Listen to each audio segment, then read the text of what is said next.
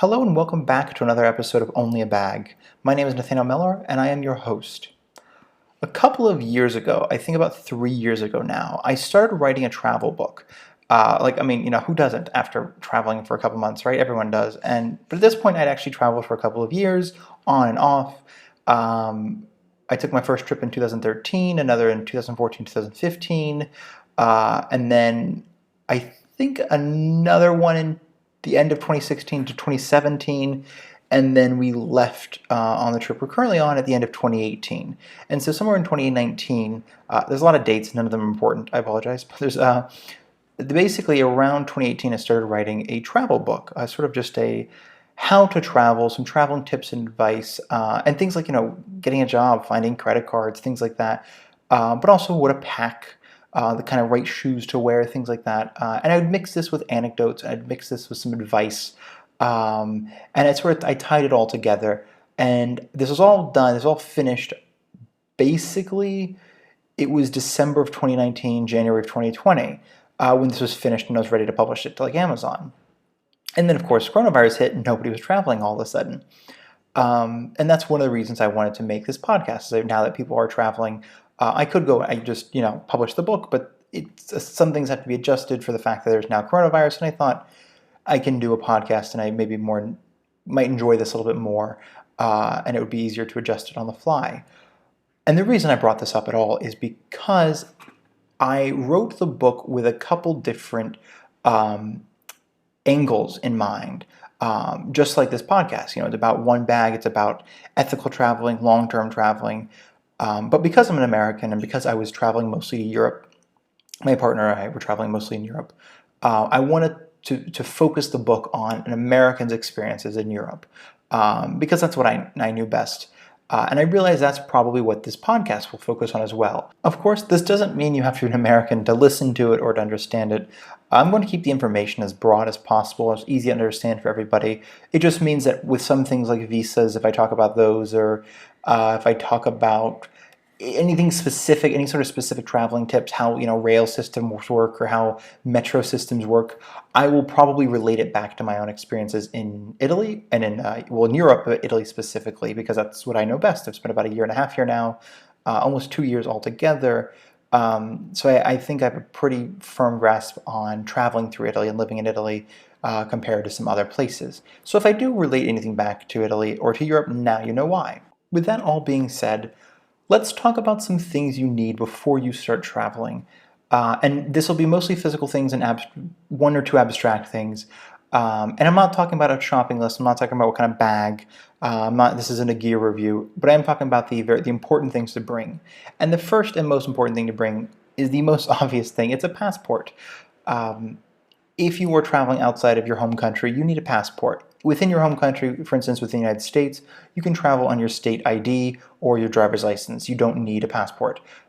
That being said, when you leave the country, you do need the passport. When you're getting a passport, if you have one already, that's fantastic, that's great, you're ahead of the game. But you need to check the expiration date. If you are too close to the expiry date of your passport, they last for 10 years, by the way, when you're over the age of 16. So if you get one at 16, it'll last to your 26. If you get one when you're 18, it'll last to your 28.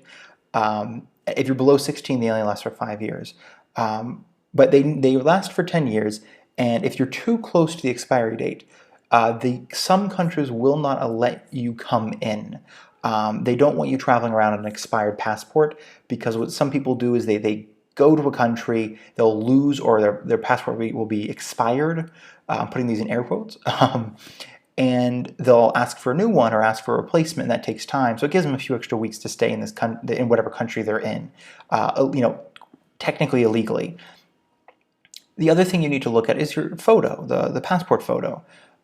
For me personally, I've had my passport for I think 7 or 8 years now. I have to get it replaced soon, but the photo on it is fairly old. I'm a little bit skinnier in it.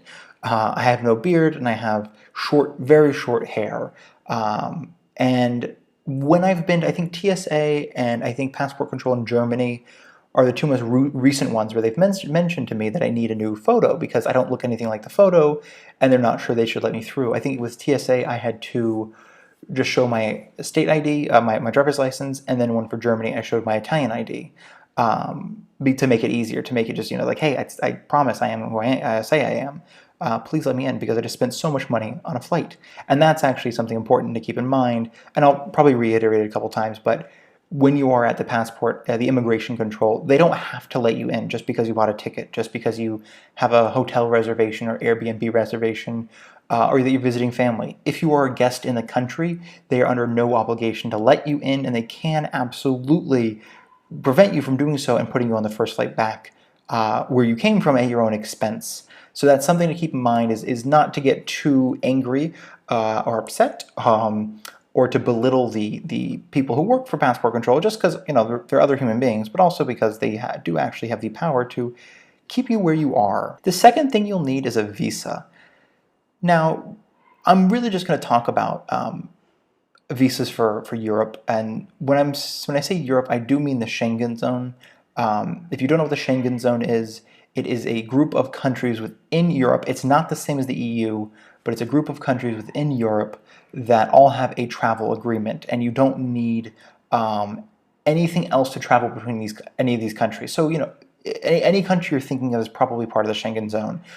Portugal, Spain, Italy, Greece, France, Norway, Switzerland, they're all part of the Schengen zone. They all have free travel with one another. There are a few countries that are not part of the Schengen zone. That is the UK and Ireland. They have their own visa system. If you need to reset your visa for the Schengen zone, you can go to the UK or Ireland. There are some Eastern European countries that are not part of the Schengen zone, such as North Macedonia, Montenegro, Croatia. They're Albania, I believe. They're not part of the Schengen zone either, so if you need to reset your visa, you can go there. When you're coming to Europe, you have a 90-day visa on your 90 days in every 180-day period. And if you're a long-term traveler, it's something to keep in mind. That number, that 90-day number, it's not 3 months, it's 90 days. It doesn't matter that much, but just in case you think you have 3 months. But it's on a rotational sort of time frame. And when I say rotational, I mean it looks back at your previous 90 days and your previous 180 days. So for instance, today is June 30th, so it would look back at my last 90 days, so let's just say 3 months for ease, and it looks back at the last 180 days, and I'll say within the last 180 days, have you spent 90 days or more within the country? If not, I'm good to stay. If I have, then I have to leave. Although you could, in theory, enter the Schengen zone with 4 or 5 days left on your visa. You probably won't be able to. A lot of the border security is a little bit of a stickler about that. If you've booked a hotel for a couple nights and you can prove that to the immigration officer, I'm sure they'll let you in. Otherwise, I wouldn't risk it. I wouldn't chance it. I would just come when you have enough time on your passport or on your visa. Not every country has free travel with Europe. I don't know which countries do. It's something you should absolutely look at before you leave. And America does not have free travel with any other group of countries, to my knowledge. Everywhere else I've been, I need to get a visa, whether it's at the border or whether it's beforehand. I think for China, I had to get one beforehand. I had to send my passport into the embassy, or I had to send it to someone who brought it to the embassy. It's a passport service. I believe Australia works the same way, but for instance, Southeast Asian countries and North African countries, you can get a visa at the border. The third thing you need are vaccines. Before coronavirus, this meant something else. Now when people say you need vaccines to travel, they're talking about coronavirus vaccine. But before 2020, it would kind of depend on where you're going. Southeast Asia was really common for people to get the Hep A and the Hep B vaccine, typhoid, cholera. You would get some countries needed polio. If you're going to South Central America, you'd need, I believe, yellow fever would be helpful. Rabies, Japanese encephalitis. There's a couple other ones in there.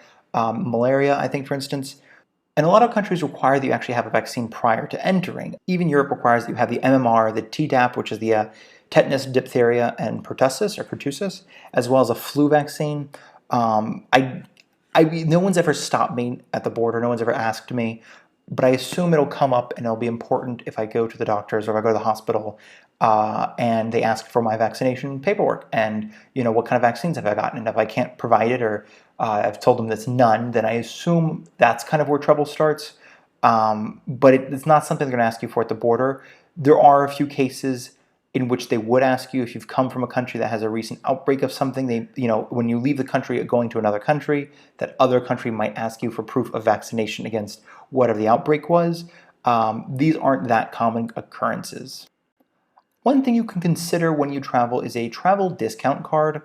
It's something mostly targeted at youths, and in this case, in a traveler's sense, a youth is somebody usually below 30 or below 26, depending on the company or depending on where you're going. And that means to say there's a lot of train and railway services that offer discounts for youths, or youths, if you want to be northerner, or Joe Pesci, I guess. You can get discounts on hotels, and you can get discounts on sometimes at food, like restaurants, if you're a youth. Air travel is a huge one. There's a couple websites such as Student Universe and STA Travel that offer discounts for students or youths, and all you have to show is that you have that you are below a certain age. Usually it's 26, sometimes it's 30.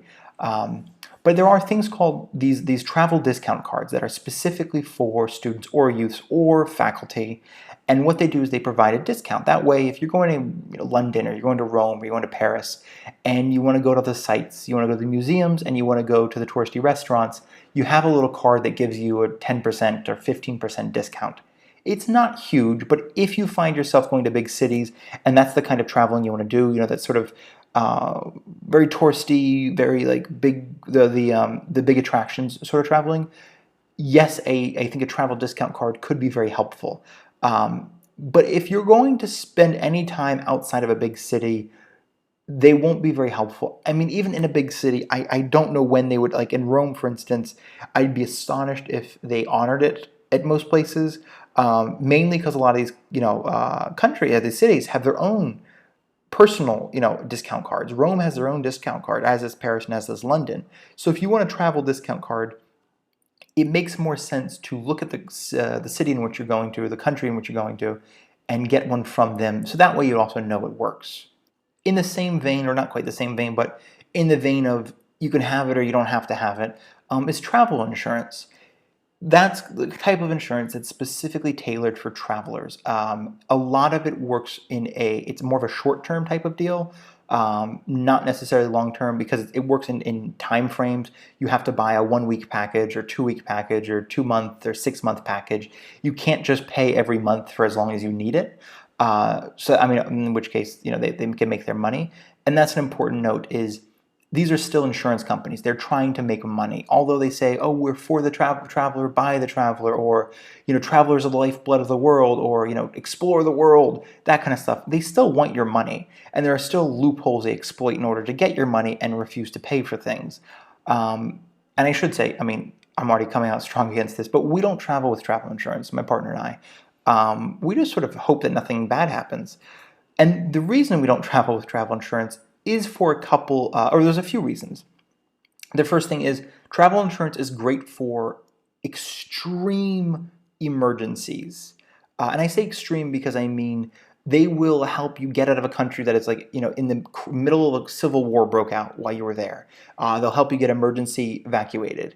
They will help you if you got stuck on the side of a mountain, if you're skiing or something, or if you're hiking, they'll arrange for an emergency airlift. If you were spelunking, or if you were, kite surfing and you broke your tooth, travel insurance will help. If the airline loses your bags, travel insurance will help.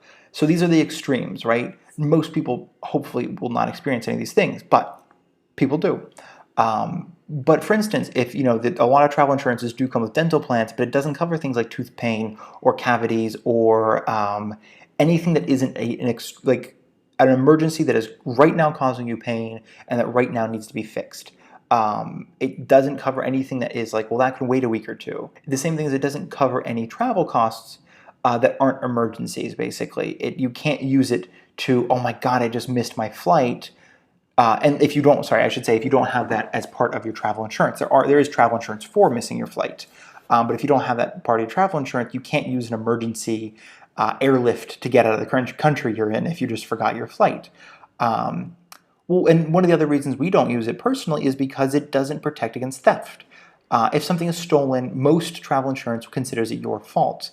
It doesn't matter that much, if I'm being honest. It's, I mean, we buy a lot of our stuff with a credit card that has theft protection, and it's something I'll talk about later in another episode. If there are a lot of credit cards out there that do offer theft protection on certain things for up to a couple of years usually, and they encourage you to buy the big things with it: a laptop, TVs, cars, things like that. And that's what we do. Anything big we put on a credit card. That way it's protected. But if something gets stolen, the travel insurance wouldn't cover it. If the airline loses it right now, in theory, there's nothing we could do, but our credit card would help us because we do have travel insurance through our credit card. And that's something else to look at, is if you're going to get travel insurance, to make sure it doesn't overlap with your credit card. This isn't to say I don't recommend travel insurance or I think you should travel without travel insurance. It's simply to do your research, to really look into what you're getting for your money, how much it costs, and if you think you're going to need it. That being said, if you're not coming to Europe, if you're going to Southeast Asia, if you're going to South America, I would recommend it just in case. It seems like that's the reason I say that, not against South America or Southeast Asia, but for instance, in Europe, there are a lot of private and public, like hospitals, in which foreigners and travelers can use. And oftentimes, I mean, there are stories of people going and going to a hospital here if they have something wrong and being treated for free. Because it's socialized healthcare. If you have tooth pain, you can go to, and I have many times, go to a dentist here. It's a lot cheaper than in America. And, it's for me, it was for cavities, so it's not like something I could get the travel insurance for anyway. If you're in a country with good healthcare, there are a couple of Southeast Asian countries with great healthcare, then again, you might not need travel insurance. But if you're going to a place where you think you're going to be doing surfing or anything that's going to have a higher than normal chance of hurting you, then it's probably a good idea to bring some travel insurance along. On to the less physical important things to bring, or not even to bring, but to keep in mind before you travel is, one, establish a travel contact. It's just somebody that you basically let them know what your plans are and let them know what you're going to do before you do it.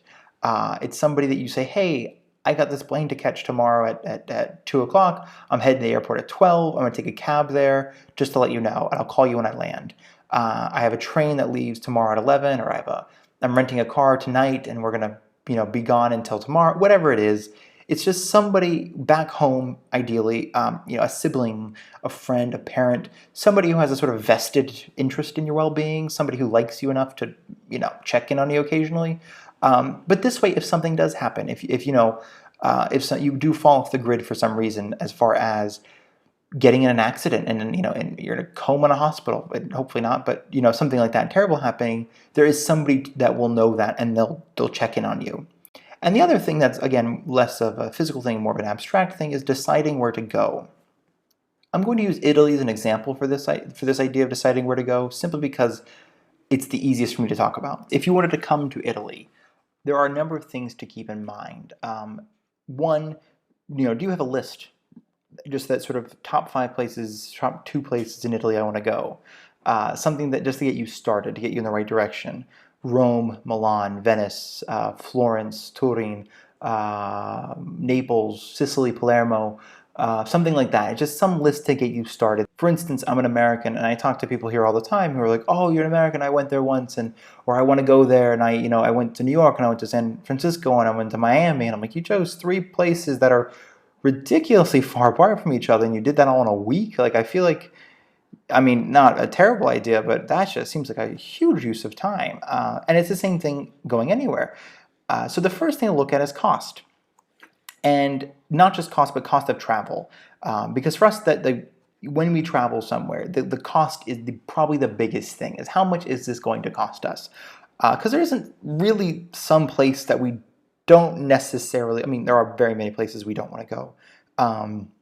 For a variety of reasons: political, governmental, religious sort of disagreements, that kind of thing. Like, I don't want to go to a place where we're going to get our hands chopped off for doing something dumb, or we went and accidentally insulted the reigning, monarchy somewhere, which I was planning on going to Thailand once, and they told me not to ever insult the monarchy in case you die or lose some limb that you like very much. And I thought, well, that maybe I won't go right this minute. Maybe I'll wait a beat, see what happens in the next couple of years. So that's for us. There's not many places that we don't want to go.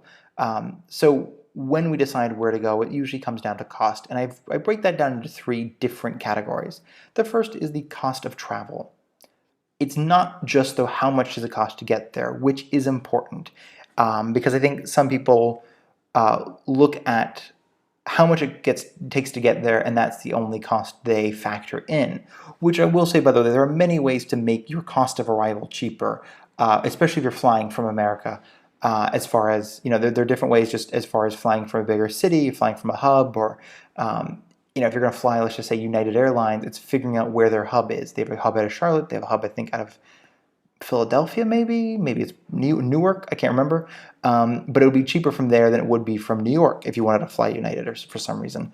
So it's, there are some tips to make it easier, but it's not just getting there. It's also when you're there. How much does it cost to get from the airport into the town? Once you're in town, do you need to take a subway, a metro, a tram? Do you need to take a cab? Let's say you flew into Rome, for example, right? You're going to spend some time in Rome. Now you want to go to Milan. Are you going to take a train there? Are you going to fly there? Both two valid options. You can also take a bus for much cheaper. You could also rent a car. But then you have to start factoring these things like, if you're going to leave early in the morning, is that an extra night you have to stay just to wake up early to leave, as opposed to leaving the evening, which you can actually do something with that day. I mean, you can just leave your bag at the hotel. How easy is it to get to the airport? In most of the cities here, there is some type of public transportation to the airport, whether it is a bus or a metro or a tram or something like that. If there isn't, though, in the rare case there isn't, do you have time and money for the Uber or a cab or a Lyft or something? And these are just kind of the things we think about, because sometimes we find a house sit in a really beautiful part of France, or in this really rural part of Slovenia, and we think we should do that. And we look up flights to Slovenia, that's really cheap. But then we're like, okay, well, to get to the capital, to the next biggest town, to the biggest town near the house sit, we have to take a bus, plus we have to get a cab or something like that, because that's the other thing with buses, especially here. Like, if you're not talking about Flixbus or one or two of the other biggest bus companies, then their schedule might not be listed online. It might just be when you get to where the bus picks up and drops off people, there might be a bus, plastered on a board somewhere. Sometimes, again, I'm speaking specifically about Italy, because sometimes there's not a bus stop. It's just the bus stops on that part of the road when somebody wants it to, because it's near a couple people's houses that are in the middle of nowhere. Or the bus stops in a couple different parts of the city, depending on if the bus driver knows who's on the bus and knows that there are regular stopping parts. And this kind of just all factors together. It's time and money. The second cost to consider is the cost of living. This is something that it pretty much is neck and neck with the cost of travel, because sometimes it's very cheap to go somewhere and then very cheap to live there.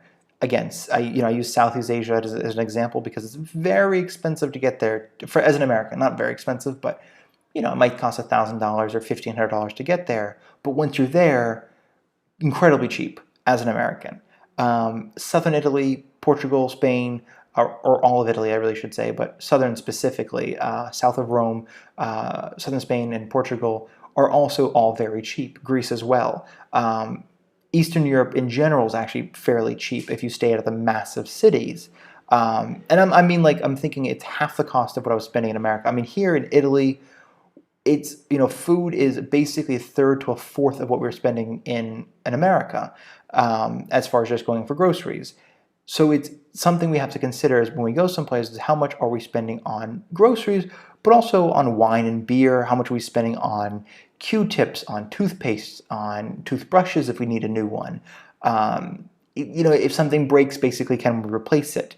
And one way to consider this, especially if you've traveled before, is to know what kind of staples there are, not for a stapler, but food staples there are in the country, such as a lot of European places, bread is a staple, so there's going to be cheap bread. Cured and dried meats are a staple in a lot of countries. In Europe, sometimes they're not very good. I'm a vegetarian, so I don't eat it, but if you are not a vegetarian and you do eat meat, it is a staple. You can get cheap salamis and sausages. And there are certain vegetables, it's usually the ones in season, but you can get very, very cheaply. And the last cost to consider is lodging. This one is can be the cheapest or the most expensive. I don't know how to go somewhere for free yet. I am still working that out. I don't know how to eat for free yet. I'm also still working that one out. But there are plenty of ways to live for free. House sitting is something I talked about in the last episode. It's going to be a core part of this podcast series, but it's something we do often. It's something I'm doing right now. My partner and I are in Rome right now, house sitting, taking care of a cat, and we'll be here for a month, and it's free for us. So we basically get to stay in Rome for a month for free. We've house sat in France, we've house sat in Italy, we've house sat in Scotland, and it's a great way to stay for free.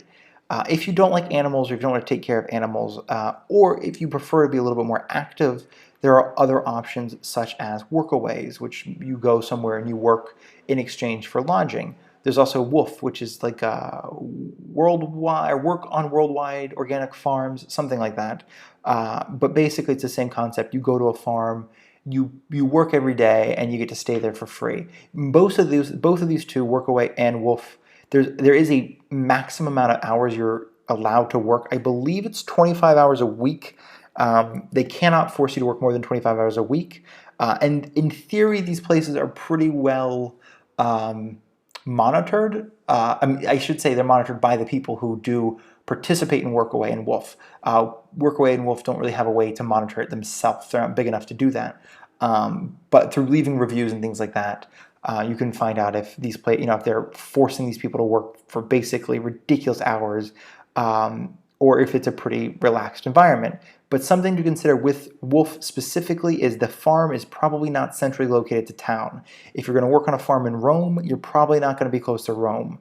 If you're going to work, Workaway is the same thing, but sometimes the Workaway, you might find work at like a cafe, or you might find work at somebody's house. Like I've seen Workaways that it's just like, come live in my house or my apartment in Paris. If you could just paint a wall while you're there, that would be great. It's nothing specific. It's nothing that is detailed or that requires like a stonemason to do it. If you have the money and you'd rather be not doing a Workaway or a Woof or a house sit, you could always look into rentals. By and large, the longer you rent something for, the cheaper it is. Especially through things like Airbnb, but even through just word of mouth. Once you get somewhere, just asking around. If you want to rent something for the night, it depends where you are, but it might be anywhere from 10 to 30 or maybe 100 euros a night, depending on how nice you want it. But when you go for the month, it gets significantly cheaper. On Airbnb, there are weekly sort of discounts as well as monthly discounts. And then just renting from people. It's, we've rented places in Italy that I think the cheapest place we've rented is 200 euros a month. And everything is included. The utilities and internet and everything are included in that. I think the most expensive is about 500 euros a month. Again, everything was included in that. So it depends where you are.